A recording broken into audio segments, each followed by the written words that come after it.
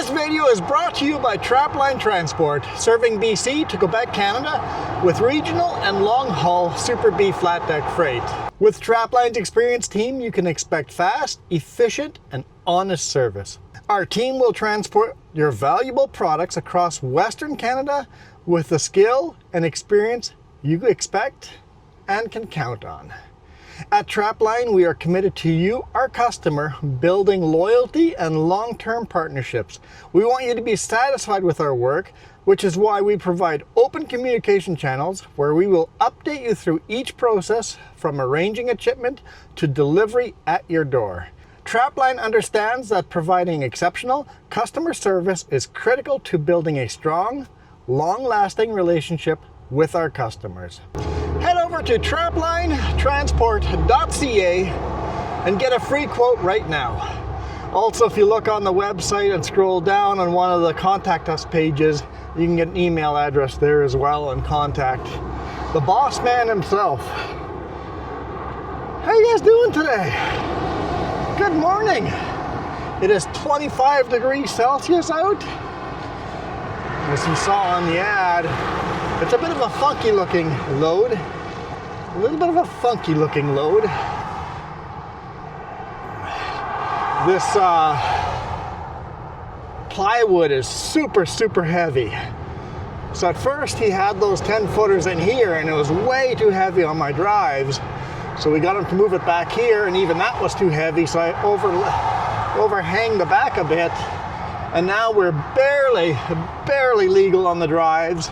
We still have a bit of room on the bridge and still have quite a bit of room on the pup.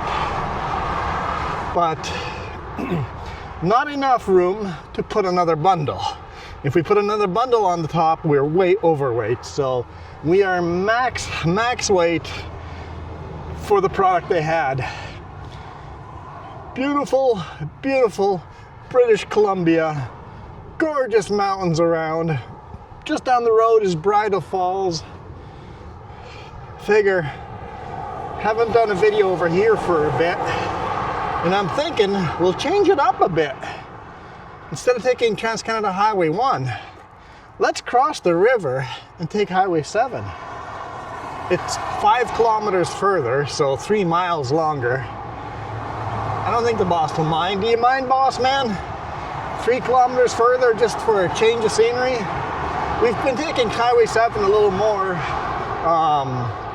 westbound, but we haven't taken eastbound, so I'll turn off at Bridal Falls, take Highway 7 to Hope, and see how it goes.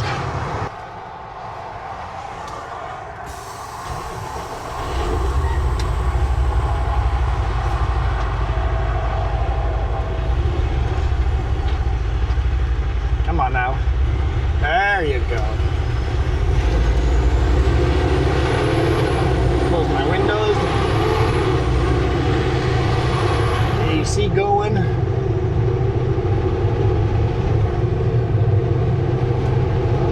Let's see how well we can time this.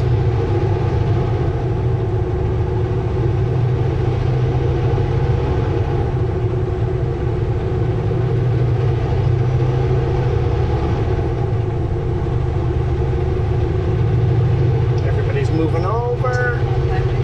They didn't have to, but thank you.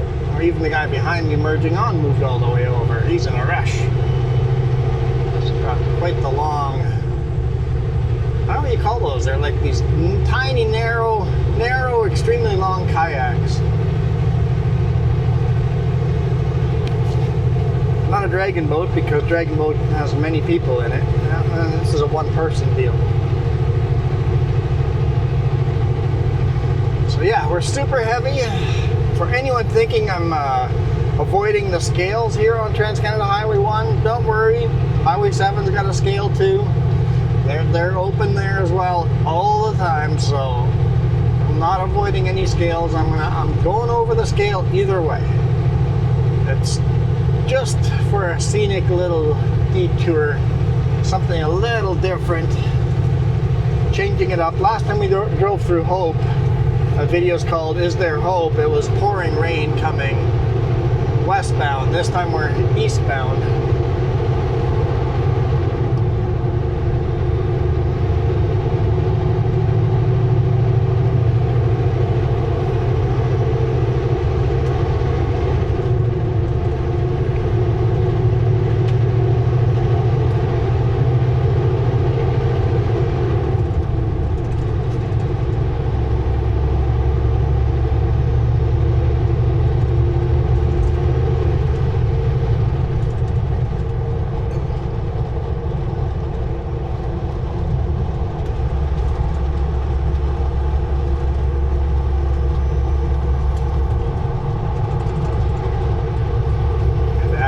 the throttle for that corner. It's a little downhill, a little sketchy.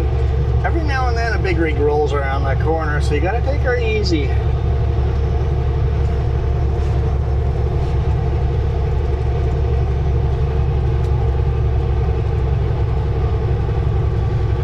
So yeah, I'm running a day late. Today is Tuesday. You're seeing this on Monday. So I broke down. So on Sunday, I was going to deliver in Richmond on Monday morning. So I left Sunday at 2 p.m. Headed to Richmond. Did my pre-trip. Everything went well. Good on all the lights, good on all the tires, good on the air.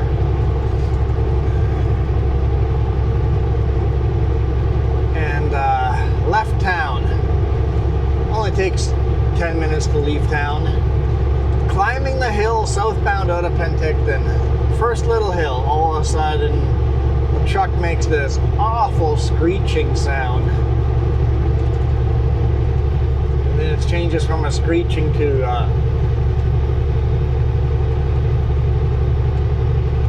weird leaking air sound. I'm like, okay, what's wrong with the truck? Something went wrong. It sounds like it's under the hood, almost like it's under the passenger seat, under the passenger, front of the passenger seat. Pulled in this little gravel, little pull-out, barely big enough for the truck. I'm like, nope, I can't place it there. I'm gonna have to crawl underneath. What I'll do is I'll drive to the Culloden scale, and they've got a nice cement pad there. We'll check it out there. Went over there, did a U-turn because I'm fully expecting to drive back into Penticton. Here's the Bridal Falls turnoff, but we're not going to go to Bridal Falls. We're going to go over to Agassiz instead.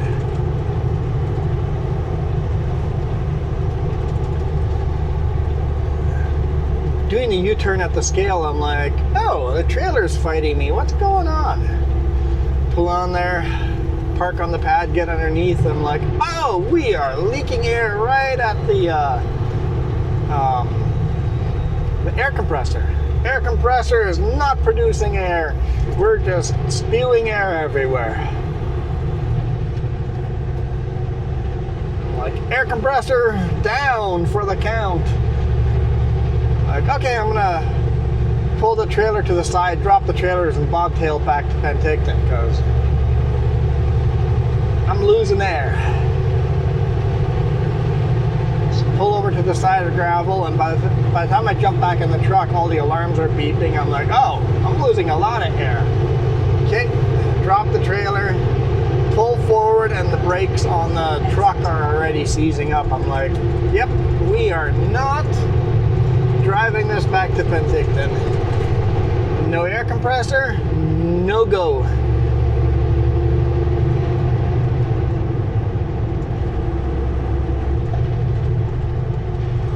Big rigs don't drive without air pressure. Basically how our brakes work, they're air brakes. And if there's no air being supplied to the brakes lock up. For safety, if we lose air pressure, if a hose pops, our brakes will all lock up. Nice if you guys use signal lights, so I knew which way you were going.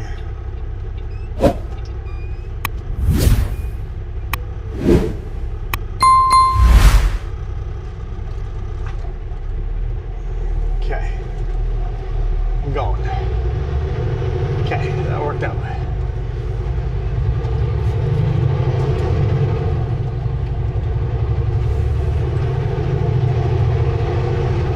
Could have gone a lot earlier if people were using their signal lights. So just let me know when you're exiting. That's all I need to know.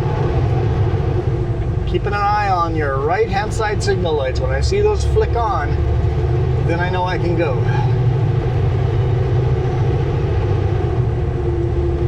But who am I kidding? No one knows how to do roundabouts. Anyway, so I parked the truck and trailer there. call Jess. I'm like, hey, gonna need a ride. Call the boss, and he goes, shoot, let me call the tow truck company, see if they can give you a ride back to town. I'm like, no, don't worry about it. I'm like 10 minutes out of town, 15 minutes out of town. Jess is already on her way. And it's a Sunday. Tow truck company charges like $400 an hour for after-hour calls. And I'm like, yeah, I don't mind just driving up here. It's a little bit of my own fuel. I don't mind saving the company money. So Monday morning, the boss man got Kenworth to bring a repair truck out to my truck. Kenworth already has a spare key for my truck because I dropped my spare key off with them.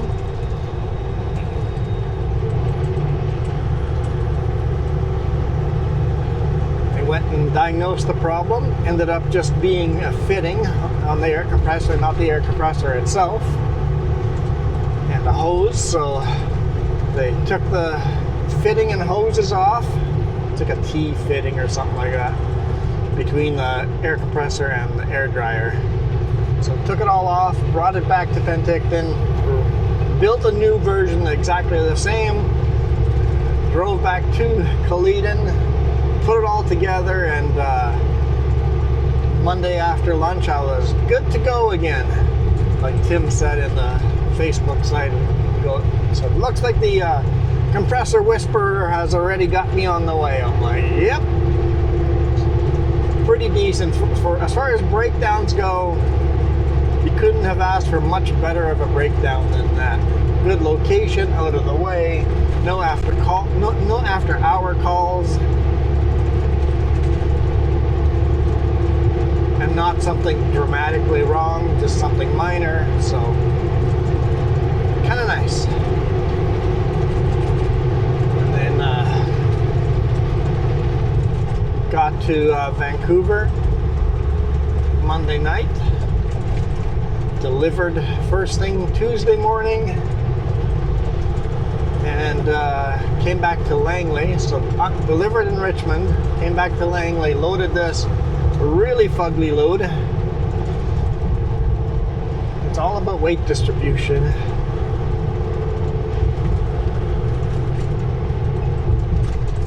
What a beautiful place Agassiz is. It doesn't even smell either. Sometimes you get into this area and you smell the pig manure. It's pretty rich, man. It's pretty rich. Today everything smells pleasant.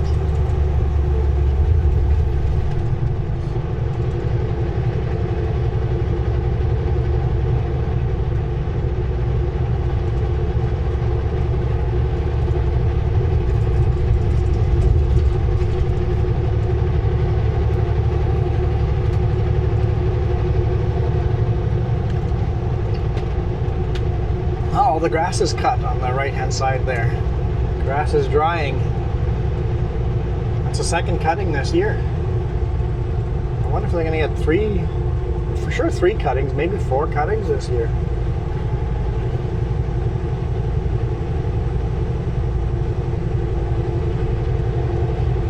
I'm pretty sure it's the second cutting because I saw a lot of cutting a couple of months ago. Maybe it's less than a month ago I saw a lot of cutting. Unless this field wasn't doing very well and they cut it late. Could be the first cutting. It could be.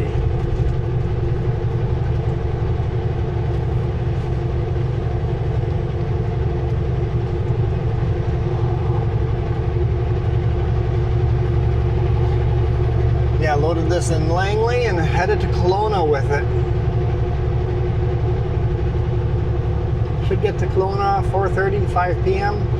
A little too late to deliver today, I believe, but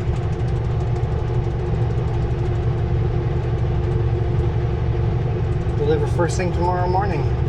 Delivery is for tomorrow morning anyway, so.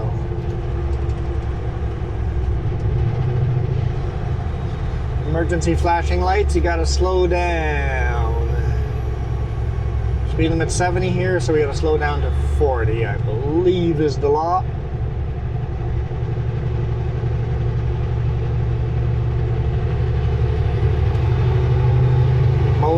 Mowing the grass along the side of the road.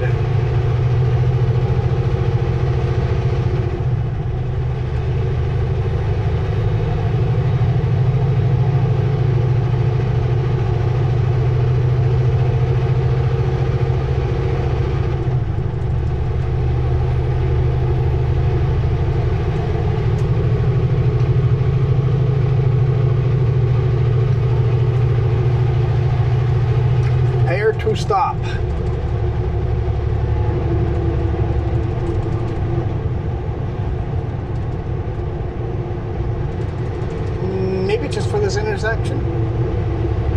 I think we're good. Must be doing some work here. Don't really go through Agassiz. Agassiz's all to the left of us there, but that was Agassiz.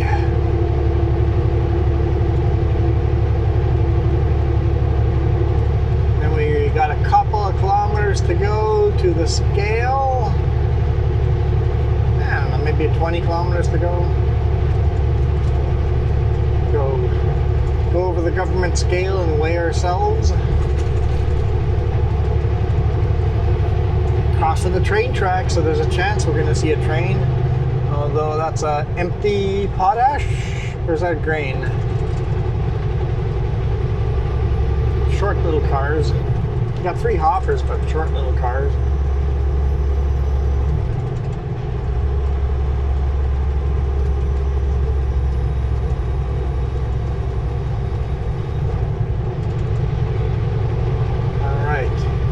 Paving starting June 9th. Okay, good to know. Don't come down this way next week. Welcome to Seabird Island. This is where we were working on that glue lamp project.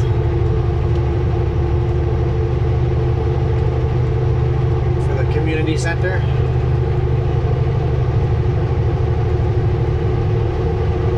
And that's just on the left-hand side, behind all these trees. Oh, he had a little Ford tractor doing tethering. That was kind of cool. It looked like it was an old Ford tractor that got rebuilt and restored and repainted. It looked pretty good.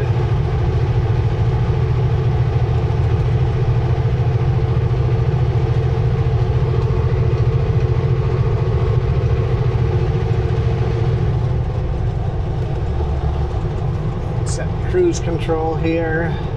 Speed limit's 90.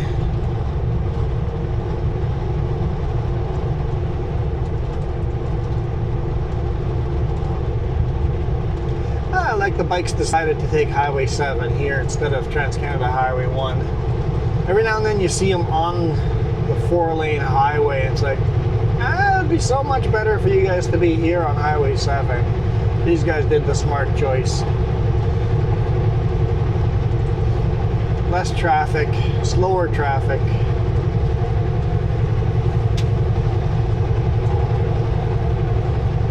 Definitely the safer route to go.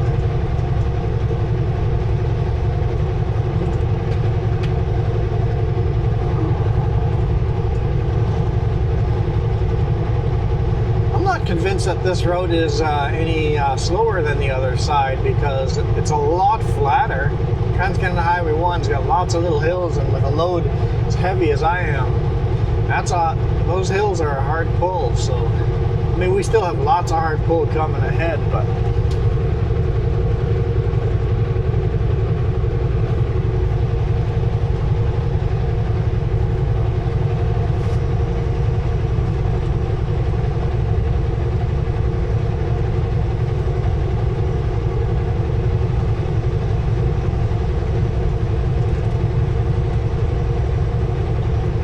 AC going in here. It's a beautiful, beautiful day.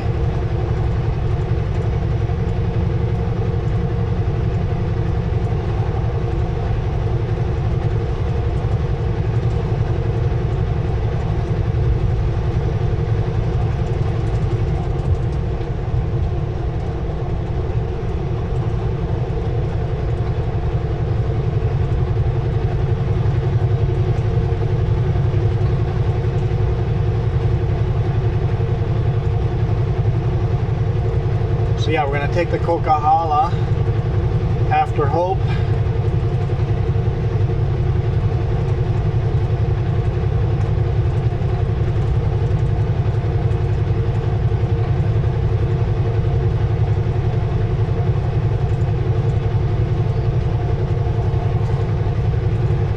To Merritt. I'll top off my fuel in Merritt. Head over for the connector, which is a pretty boring jaunt from Merritt to Kelowna.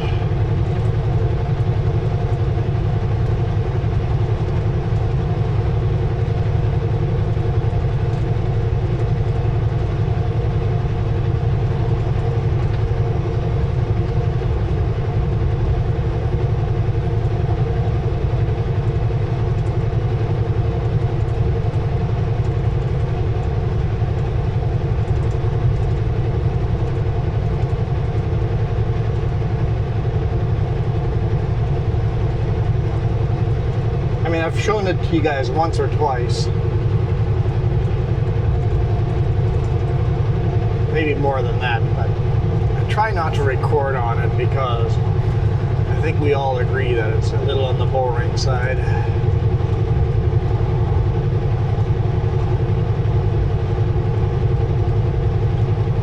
I did notice that for the load cam, I don't know how this one's going to be. For the load cam facing forward, where you see that truck and load, and I noticed that it's almost impossible to get that camera level, to be straight left or right.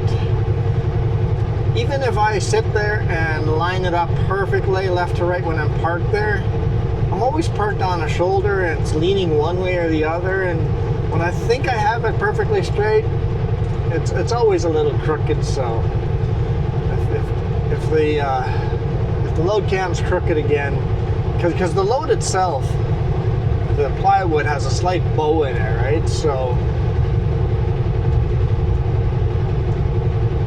you guys okay with a slight bow in the, or a slight tilt to the rear, to the load cam?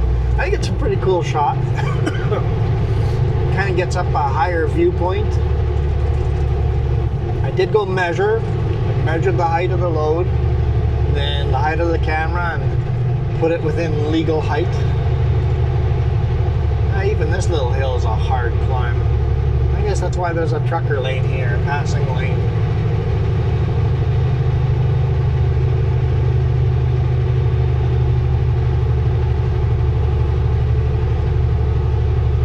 Coming by dump truck.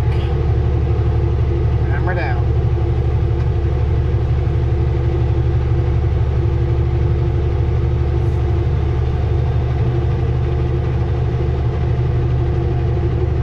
Get on the throttle until you're by me.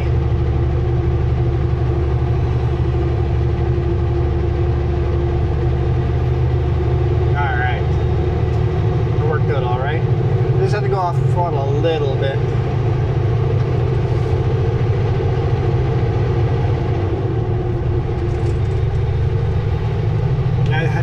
When he was loading me, I didn't realize how heavy treated plywood is.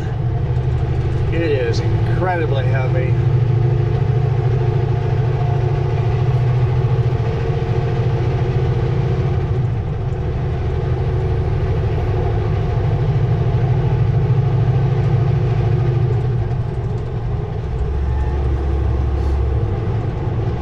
And legally, the plywood legally needs 2 straps. I threw 3 straps just because it's so heavy.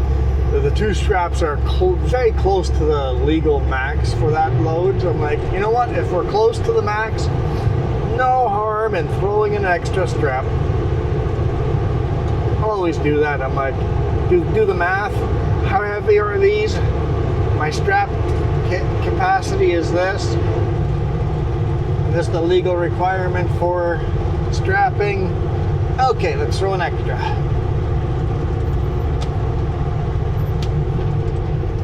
And that way, in an emergency, I actually have more stopping power than I actually need. I have more holding power on the load than I actually need for emergency braking. And if I ever do the math wrong, and I threw an extra strap, it doesn't matter if I did the math a little bit wrong. I'm still legal.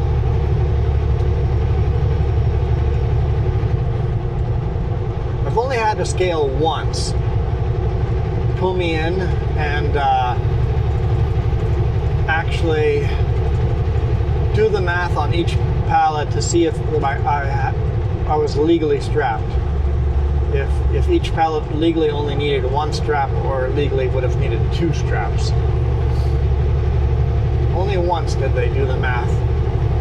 The dude in front of me keeps hitting the brakes. I'm not... There again, I'm a little confused.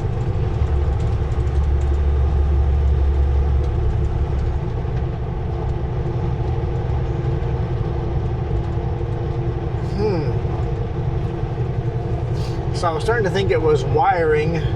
The trailer wasn't connected, but no, the trailer brakes come on at the same time the truck lights come on. He's just the type of driver that keeps his foot hovered over the brake, I guess.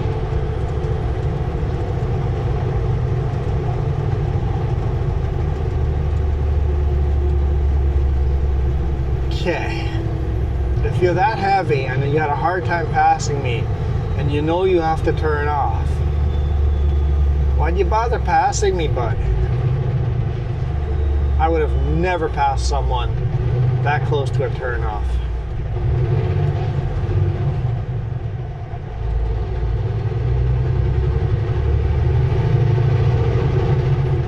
If I'm within 10 kilometers of a turn off, you won't see me pass, or won't see me passing anyone. I'll just ride behind anyone that's slow.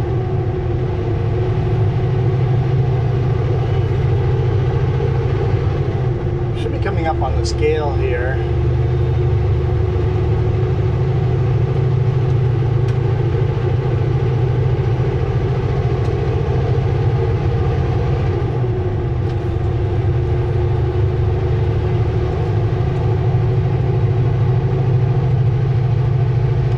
Quickly, I think. Just 5 kilometers or so. Maybe it's further down the road. I don't know. I rarely take this road, so I've only ever had to go into the scale once when I did take this road.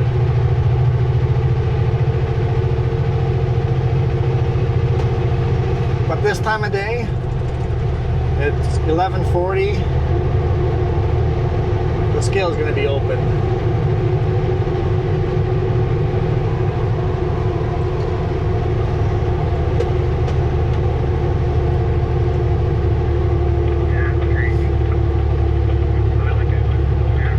Turn my radio on. Although I might regret that very quickly. That's like chocolate milk. Talking about the river. Looks like chocolate milk. Yeah, there's lots of floods further up north. The rivers are very muddy. In fact, Highway 5, further up north, the 2-lane sections way up north between Kamloops and Highway 16, there's actually big sections washed away where now it's single lane alternating.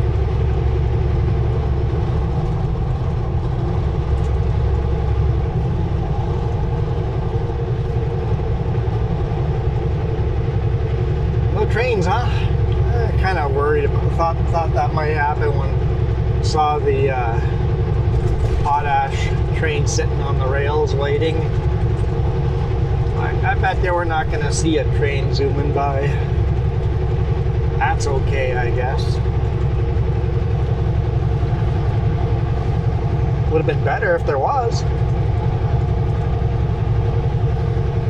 The scenery is still gorgeous here.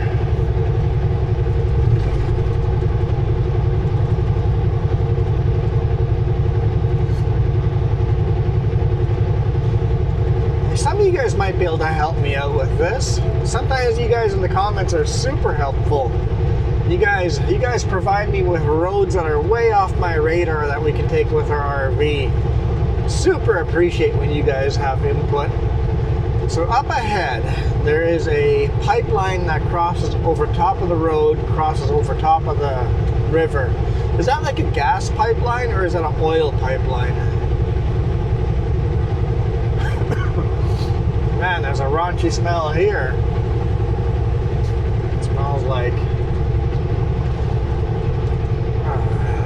it smells like...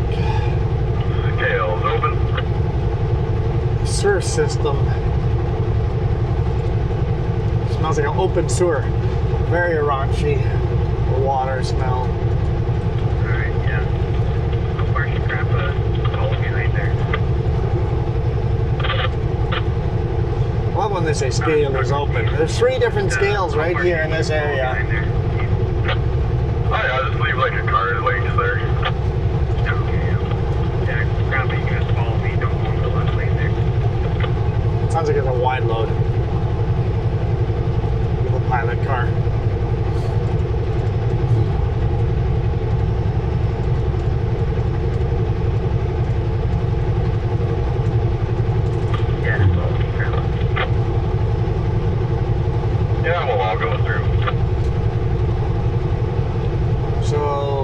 We're coming up right next to Hope here. The first exit to Flood Hope Road is right next to us on Trans-Canada Highway 1. The other side of the river.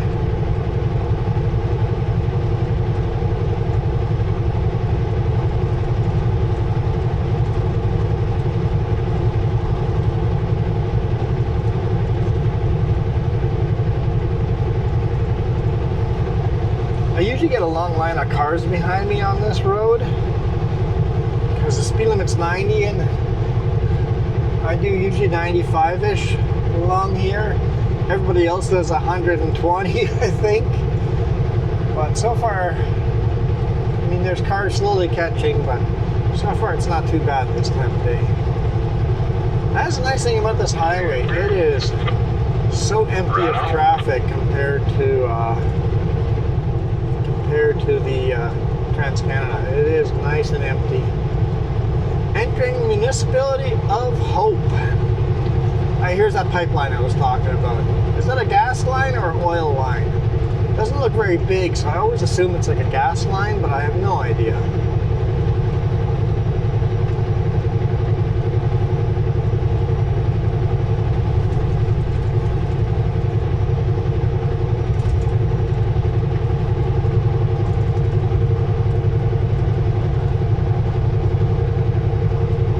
There we go. There's the sign for the scale.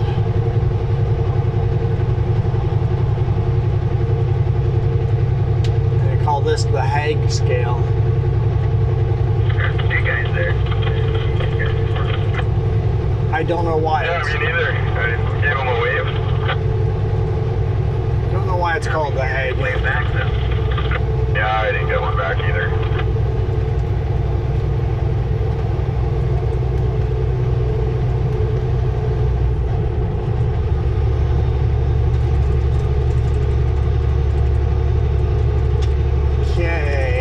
Scale right around this corner.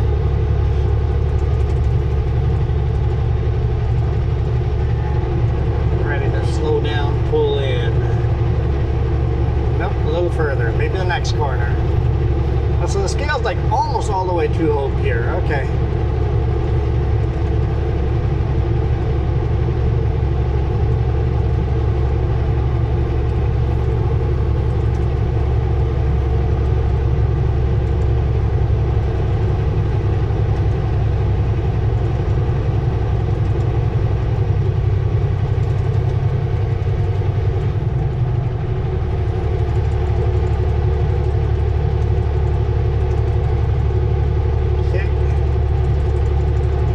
Sign for the scale. No exceptions. Open, yep.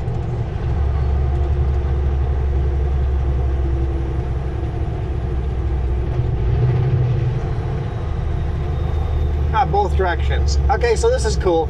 This scale is open both directions. So we have to pull in.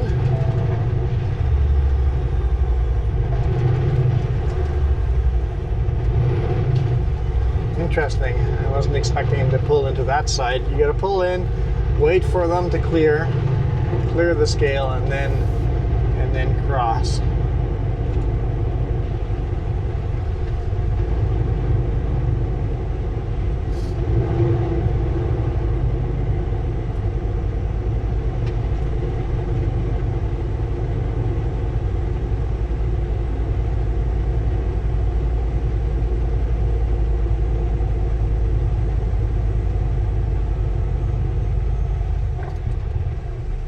Says stop before driving onto scale.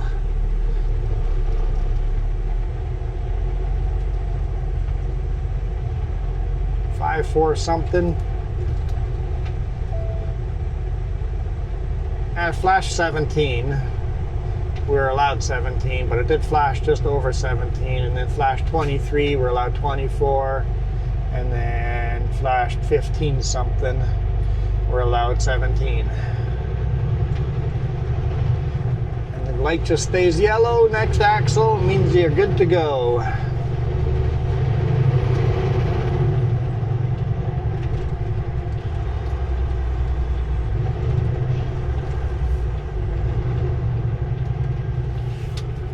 few vehicles coming.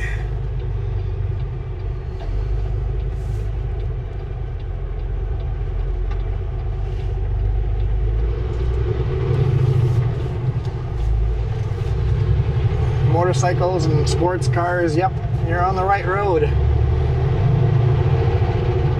1 kilometer, keep left to Highway 1 West, then take the first left. So we might be just a hair over on our drives because it flashed 17 something, but if we had stopped on the scale and let everything settle down, we would have had a more accurate number. But we were very, very, very, very close to the max. I figured as much when we loaded. I looked at the gauges and I'm like, okay, we're legal. I think we're legal. We're good to go, but it's close.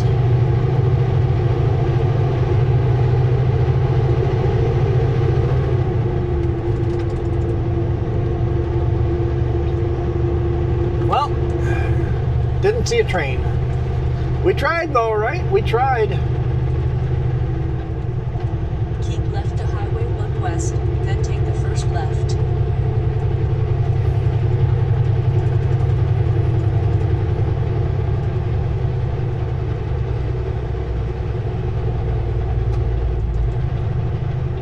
I would have to stop on an uphill here. Left at the stop sign. And then there's blind corners both ways, so it's always a little tricky getting back on the road with a heavy load here. You gotta make sure the traffic is clear. If you see a hint of a vehicle, you do not go.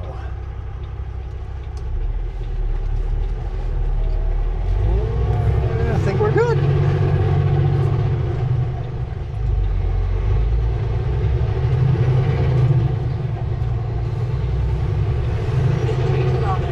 Still no one coming. Cool. Worked out really nice. Worked out really nice.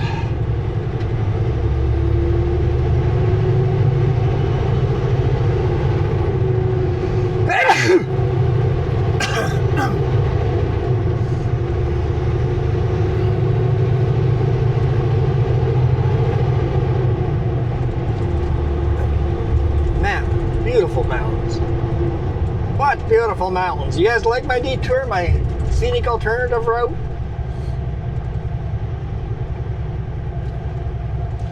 Because I thought about it, I'm like, I could go show you guys the Coquihalla again.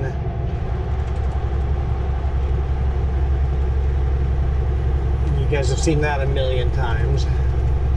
I could take Trans-Canada Highway 1, show that again. I mean, we'll do all that again. But I'm like, what have we not done? I still haven't said no to the idea of Wednesday's video being starting on top of the Coquihalla at the summit, that big granite rock that I called a shale rock, but you guys corrected me. Thank you again in the comments. Huge granite rock. Yeah, that is a muddy river. And very full.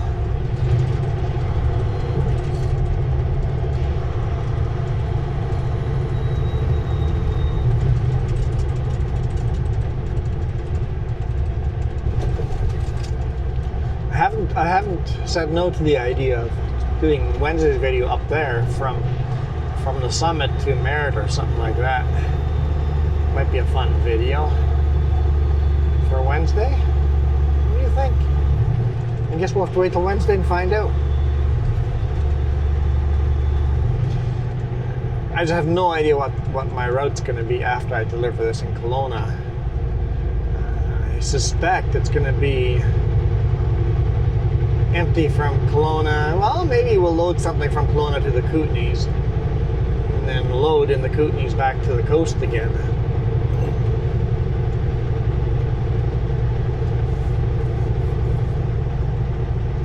I have to make a left-hand turn in 1 kilometer, so I'm just staying in this lane.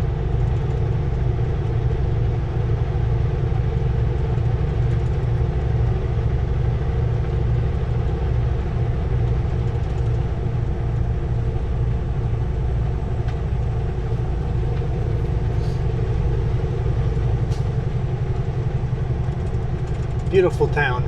Last time we drove through here, everybody told me about Rambo, and I need to watch Rambo for First Blood. In 600 meters, turn left on Old Hope Princeton Way. I went and watched it. I found it very, very slow at the beginning and couldn't understand the story for a while, but basically the premise is a veteran that came home from the war. All his friends are dead. In the war he had all these responsibilities, but at home he can't get a job flipping burgers. In the military, he ran multi-million-dollar machines.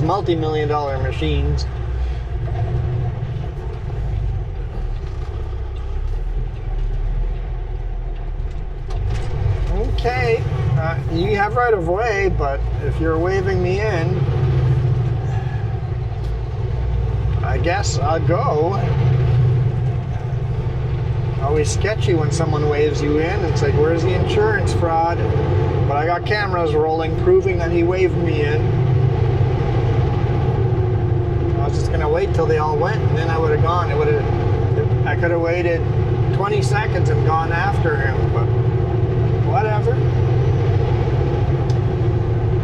But basically, a veteran, PTSD, and kind of goes on a rampage.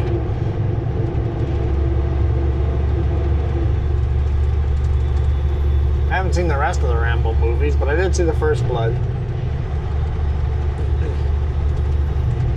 And that's pretty much the whole movie right there.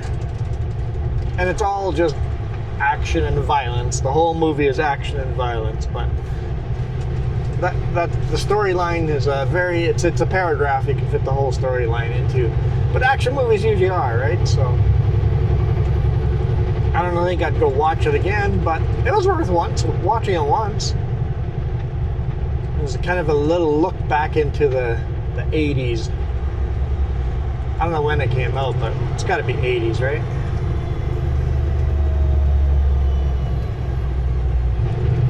Could have been early 90s.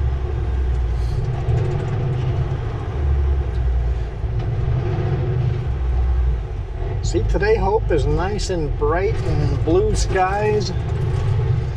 You guys said there's always hope.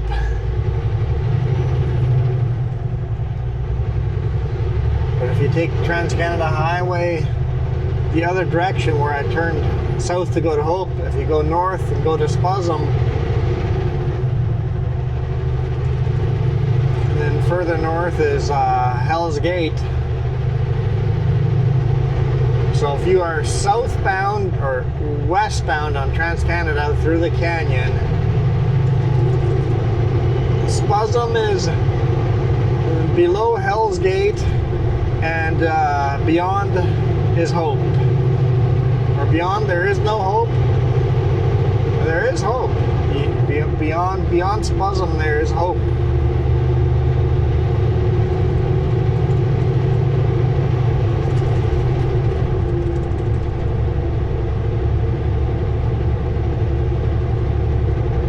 I did look up that song you guys shared about Spuzzum.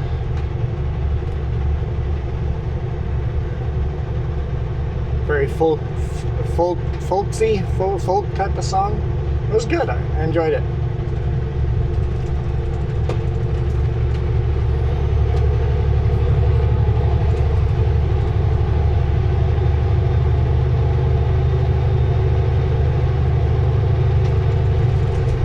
Kamloops. Hitchhiking to Kamloops.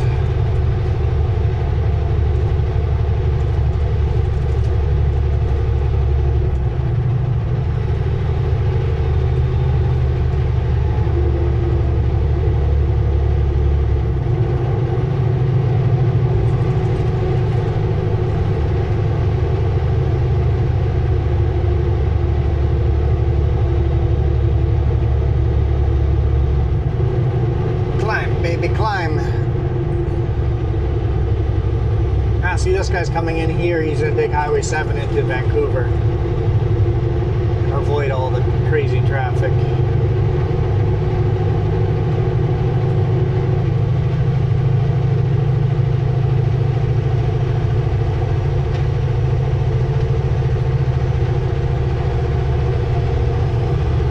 That's Trans-Canada above us, and we're about to rejoin. No, that's not. Trans-Canada, no, never mind. This is highway number 3 above us, and we're about to rejoin highway 3. We started the video on Trans-Canada Highway 1. We turned off, I don't even know what that road's called. Bridal Falls, what's that road number? Hey Jonathan, take that center line.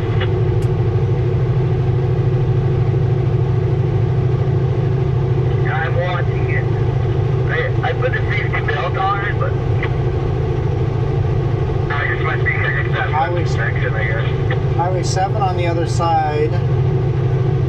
Is it something? Man, that fucking motorhome is loaded with stuff, man. Harrison Hot Springs. That's Highway 9? I think it was Paul's Woodshed. Maybe. So we took Trans-Canada Highway 1. I think we took Highway 9 to Highway 7, then took 7 to Hope, back out to Trans-Canada Highway 1, just that short little stint to cross the river into Hope.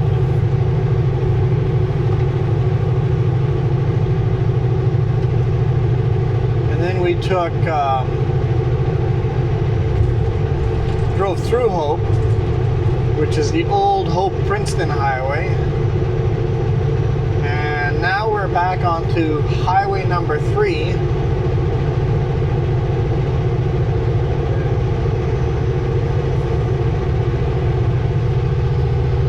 The Yellowhead Highway number 3. And then we're gonna take Yellowhead Highway 5. No, the Crow's Nest Highway 3, Yellowhead number 5. Holy smokes. Okay, let's try this again. Started Trans-Canada Highway 1, turned onto Highway 9, I think, turned onto Highway 7, took Trans-Canada Highway 1 south into Hope, took the old Hope-Princeton Highway through Hope, and now we are on the Crow's Nest Highway number 3, about to exit Highway 3 onto Yellowhead Highway number 5. How did I do? That was better. See? I just need to get my thoughts all in a row here. All my ducks in a line. Okay, I think I got it that time.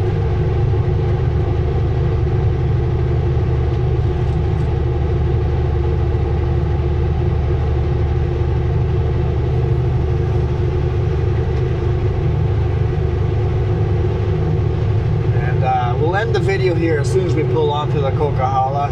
If you guys want to see Coquihalla video climbing up the hill, I've got a playlist. If you go to my main, click on my logo, the 3J's logo, not the 3J, the Juan Rempel logo, the triangle, silver play button. Click on there, go to the main page, look for playlist under videos. Look for playlist and you'll see the Coquihalla playlist there.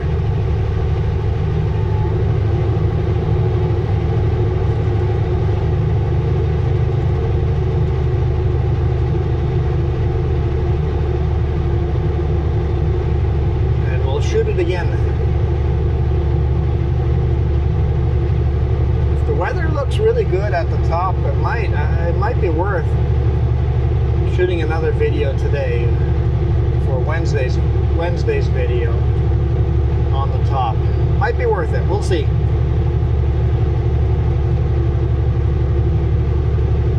Just because I'm trying to lay out the rest of the loads this week, it doesn't look too optimistic I'm going to get any unique roads.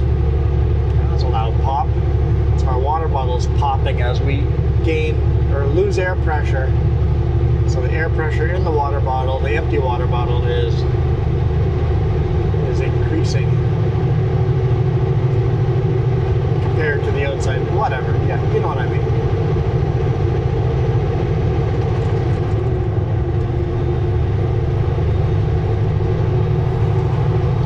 spot. You're on my side of the road.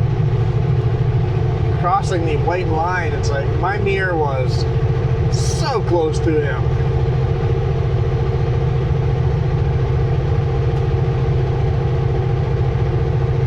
There we go. Highway 3 is the right lane. Highway 5 is the 2 left lanes. We are officially on the Yellowhead Highway 5. Welcome to the Coquihalla. And there's an RV broken down in a very awkward spot. Ah, blew a tire.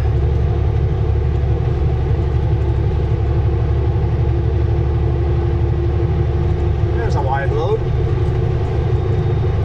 Looks like half of a dumper on a coal or on a mine dump truck. Those massive dumpers. It looks like it's half a dumper.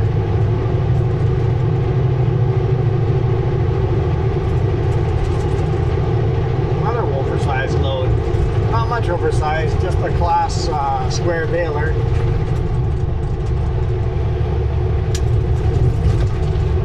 Pretty rough bridge.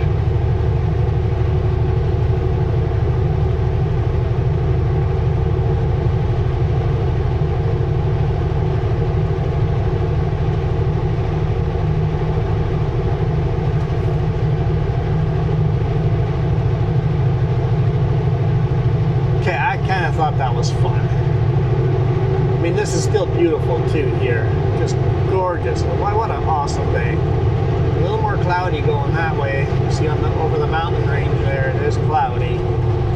We'll see what our day turns out like.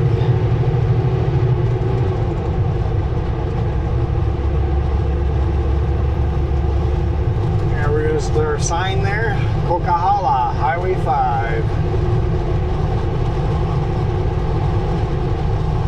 So when they always brag about the Coquihalla took 18 months to finish,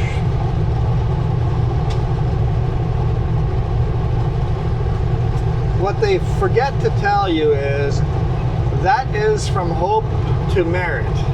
Once again, the comments. I had no idea that they did not finish the whole Coquihalla at once. Coquihalla Highway got finished in 18 months between hope and merit. From merit to Kamloops, that still took a long time to finish that after. And I think that's why people always argue that the Coquihalla is the section between hope and merit. The Coquihalla is not the section from hope to Kamloops. Having said that, when you're southbound leaving Kamloops, pull onto Trans-Canada Highway 1 and 5 split at 97. There is a sign there that says Coquihalla Highway 5 leaving Kamloops. So I guess there's an argument for both.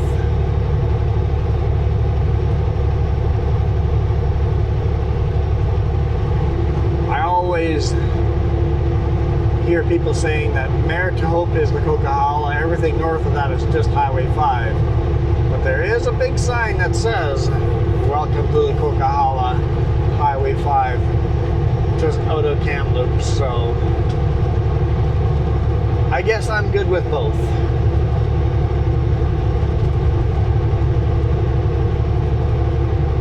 Just like the people that live in West Kelowna. I mean West Bank. I'm sorry, West Bank. See? It can be both. In my mind, it's West Bank. I'll always say West Kelowna because that's technically the legal name. It's West Bank. Right? It's just West Bank. Coquihalla River is not muddy at all. Coquihalla Highway is good. Not Coquihalla Highway. Coquihalla River is good.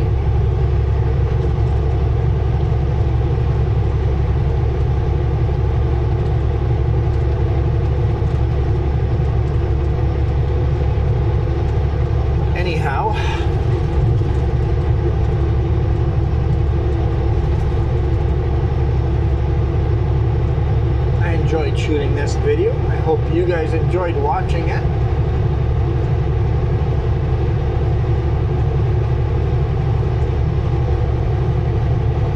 Before I end the video here, anyone know if the Othello tunnels are open yet? Or is that still all closed and under construction? I would love to bring the RV there and do a hike down those tunnels again. But if they're all closed still due to the flooding from 3 years ago, we'll save it. Do they plan on reopening it? I don't know if anyone knows. Drop a comment, let me know.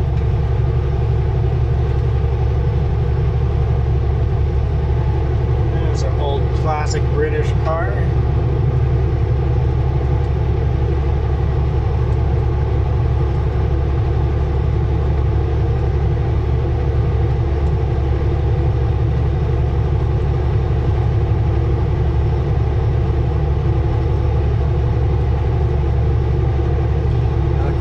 River is almost crystal clear. It's got a very bluish turquoise-ish color to it.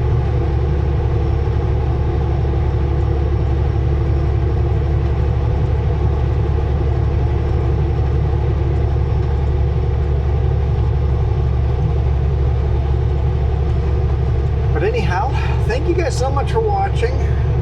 We super appreciate all your support. You'll see in the credits there's 2 new credits on the very bottom, on the second credit page. Thank you, Blue Man, and thank you, Hollow Mind. Really appreciate your support.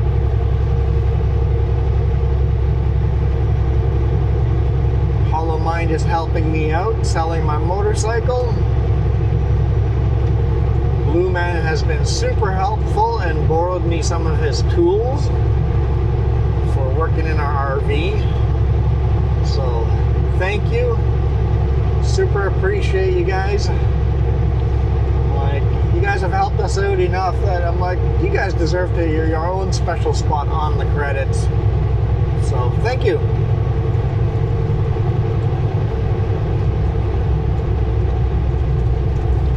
Hopefully if you guys look on Facebook Marketplace in Penticton, you don't see a Triumph Street Triple for sale.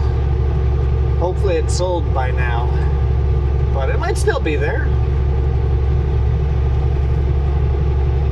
We took care of it. That bike is taken care of. It's got all its oil changes in. It's got its little nicks and dings and stuff, but it is taken care of. Mechanically, she's premium.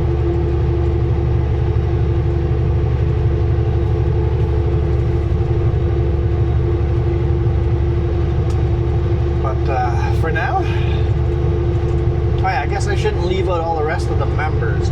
Everybody that paid to watch the bonus video last Saturday, and this next Saturday, and the Saturday after, every Saturday.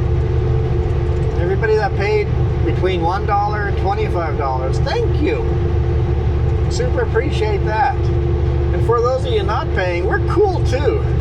Zero pressure. Zero pressure. Just come here and watch the 3 or 4 videos every week.